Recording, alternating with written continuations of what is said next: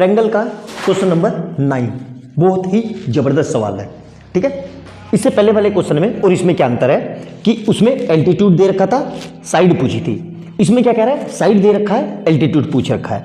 दोनों में ये डिफरेंस है। देखो कई लोग इसको बोलेंगे कि सर एल्टीट्यूड निकालने का डायरेक्ट फार्मूला होता है, उससे हम कर सकते हैं। बिल्कुल कर सकते हो, लेकिन आपको एग्जाम में फार्मूला ना याद आया या फार्मूला नहीं पता आपको, तब आप कैसे करोगे? तो घबराना नहीं है। देखो सिंपल सा तरीका है, एक इक्विलेटरल ट्रायंगल बना लो। ये बना लिया मैंने, ठीक है, ध्यान से। ये थोड़ा बड़ा सा मैंने जान के बनाया। इसकी साइड हमें दी हुई है, ट्रायंगल का नाम लिख दो ABC। ये ट्रायंगल का नाम लिख दिया।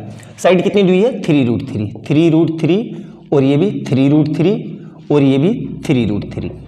ठीक है, अब इसमें एल्टीट्यूड हमें पता नहीं, तो एल्टीट्यूड ये होता है। देखो एल्टीट्यूड ये हो गया, ये इसको नाम दे देते हैं D।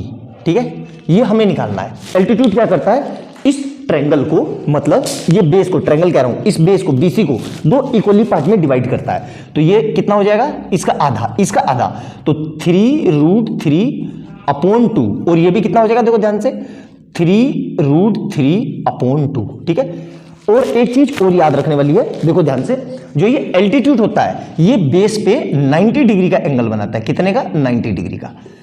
ठीक है, तो अभी मैं किसी तरीके से इस ट्रायंगल में ADC में राइट एंगल ट्रायंगल का रूल लगा दूं, पाइथागोरस लगा दूं, तो मेरा AD निकल जाएगा। बिल्कुल, और वही मैं कर रहा हूं। ठीक है, तो मैं क्या कर रहा हूं, इन ट्रायंगल, कौन सा ट्रायंगल, देखो in triangle ADC, in triangle ADC apply Pythagoras. ठीक है, अभी देखो पूरी तरीके से कर लो, फिर मैं एक लाइन में इसको सोल्व करना बता दूंगा कि, लेकिन अभी बिना फार्मूले के हम कर रहे हैं। तो क्या लगा रहा हूं मैं, हाइपोटेनियस का स्क्वायर इक्वल टू परपेंडिकुलर का स्क्वायर प्लस बेस का स्क्वायर। हाइपोटेनियस कितना है, यही AC, मतलब AC का स्क्वायर इक्वल टू परपेंडिकुलर कितना है, AD, मतलब AD का स्क्वायर प्लस बेस बेस मतलब BC, मतलब DC का स्क्वायर। ठीक है, यहां पे वैल्यू रख दो। AC कितना है, 3√3 का whole square is equal to AD कितना है, AD हमें निकालना है। ठीक है, equal to DC, equal to कह रहा हूं प्लस DC कितना है, देखो 3√3 का होल स्क्वायर। ठीक है, अब करेंगे कैसे इसको, देखो इसको सोल्व करने का तरीका पूरा, बच्चे कई से जिसको नहीं पता होगा तो उसको बता देता हूं। ये स्क्वायर इन दोनों को मिलता है, तो इसका मतलब ये हो जाएगा 3 × 3, और √3 को भी दो बार लिख लो, √3 × √3।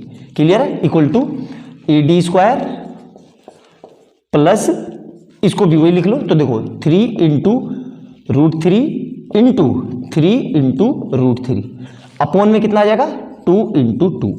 ठीक है, तो देखो यहां से 3 तिया 9, और √3 मिलके पूरा 3, मतलब 3 तिया 9, 9 तिया 27। तो यहां से कितना आ जाएगा, 27 equal to AD square plus यहां पे भी कितना आ जाएगा, 27/2 2 या 4। अब क्या करेंगे, इस पूरे को उठा के यहां ले आएंगे, तो कितना आ जाएगा, देखो 27 - 27/4 इक्वल टू AD स्क्वायर। ठीक है, अब देखो इसमें अंधाधुंध नहीं करना है, हमें दिमाग लगा के करना है। पहले 27 दोनों में कॉमन आ रहा है, तो 1 लिख के क्या कर रहा हूं, 27 को मैंने बाहर निकाल दिया।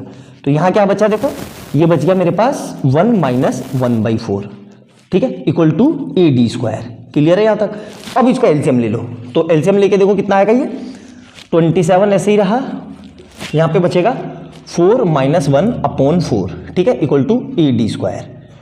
ठीक है, अब ध्यान से देखो यहां पे कितना आ जाएगा, 27 × 3/4, मतलब AD स्क्वायर।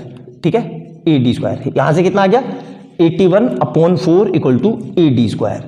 अब क्या पता है, ये स्क्वायर हटता है तो इस पे क्या आता है, रूट, तो यहां से कितना आ जाएगा, AD equal to 81 ± 81 under root के अंदर +- 81/4। तो यहां से कितना आ जाएगा, +- 81 किसका होता है, 9 का, मतलब 9/2। तो यहां से कितनी वैल्यू आ जाएगी, +- 4.5 सेंटीमीटर। अब हमें पता है कि ये एल्टीट्यूड कभी भी निगेटिव नहीं हो सकता, तो हम सिर्फ प्लस की वैल्यू लेंगे, माइनस वाली को छोड़ देंगे। तो ये मेरा आ गया altitude.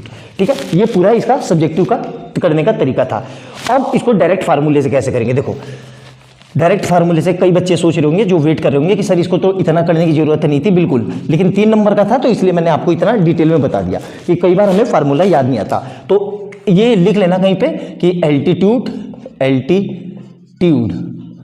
Of equilateral altitude of equilateral triangle. Equilateral triangle का एल्टीट्यूड निकालने का क्या फार्मूला होता है? वो होता है साइड √3/2। ठीक है, तो साइड कितनी है इक्विलेटरल ट्रायंगल की? 3√3।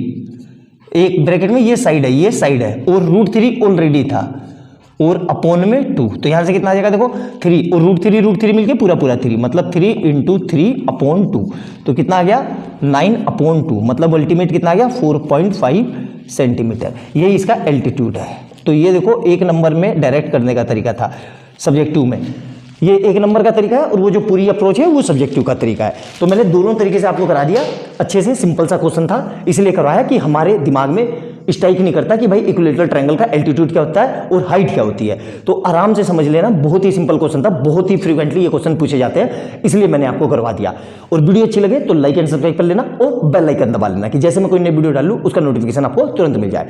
जो लोग चैनल पर पहली बार आए हैं उनको ये बता दूं कि इससे पहले अब तक मैं 8 क्वेश्चन करा चुका हूं और मैंने वही क्वेश्चन कराए हैं जो बोर्ड में बहुत ज्यादा फ्रीक्वेंटली पूछे जाते हैं, तो आप उनको भी जाके चैनल पर देख सकते हैं। और इससे पहले अब तक मैं real number, polynomial, pair of linear equation, quadratic equation, arithmetical progression सब करवा चुका हूं। ये एक तरीके की रिवीजन सीरीज है, इसमें मैंने वही क्वेश्चन कराए हैं जो बोर्ड में बहुत ज्यादा फ्रीक्वेंटली आते हैं, तो आप उनको भी जाके देखो, आपकी तैयारी बहुत अच्छी हो जाएगी। 80 आउट ऑफ 80 आने से आपको कोई नहीं रोक सकता। बस टर्म्स एंड कंडीशन एक ही है कि आपने मेरी एक एक वीडियो अच्छे से देखी हो, एक एक क्वेश्चन आपने कॉपी में लिखा हो और एक एक क्वेश्चन आपने खुद से सोल्व किया हो। मेरी वीडियो को देख के सिर्फ मैथ नहीं आ जाएगी आपको, आप खुद भी प्रैक्टिस करना आपका बहुत जरूरी है। तो अच्छे से देखना उनको, ठीक है। मिलते हैं अगली वीडियो में बहुत प्यारे क्वेश्चन के साथ। बाय बाय दोस्तों।